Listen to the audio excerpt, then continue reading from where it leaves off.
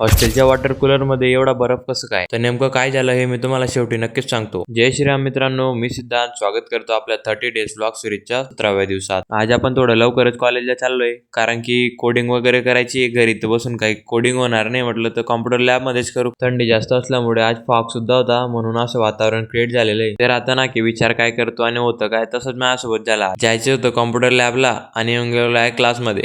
खराब हो जाएगा, मैं अम्मा बहन पे आ जाऊंगा मैं इनकी। लेक्चर वगैरे करून परत आलो तर इकडे वॉटर कूलरची सफाई चालू होती. म्हटलं बघतो काय चाललंय काय नाही. थोडं पुढे जाऊन पाहिलं की त्याच्यामध्ये एवढा मोठा बर्फ होता. बर्फ येण्याचे मेन कारण म्हणजे कोणीतरी वॉटर कूलरला हायवर सेट करून दिलं होतं. परत कॉलेजला जाताना आपल्याला डॉगेश भाऊ दिसले. म्हटलं गुड नाईट डॉगेश भाई. सेकंड इयर थर्ड इयर वाल्यांचे पेपर चालू आहेत म्हणून आपले लेक्चर सिव्हिल बिल्डिंगला होते. आज लिफ्ट खाली येते, तोपर्यंत तुम्ही आपल्या पेजला फॉलो करून घ्या आणि लाईक सुद्धा करून द्या. फायनली लिफ्ट तर येऊन गेली. आपल्याला जायचं होतं फर्स्ट फ्लोअरला. फायनली आपण पोहोचलो फर्स्ट फ्लोअरला. मग लेक्चर मध्ये बसलो आणि परत येताना मला बाहेर बोललो मला योगा करताना. हे सगळं पाहून निघालो मी हॉस्टेलला जाण्यासाठी. आजचा ब्लॉग तुम्हाला कसा वाटला हे कॉमेंट मध्ये नक्की सांगा. भेटूया पुढच्या ब्लॉग मध्ये.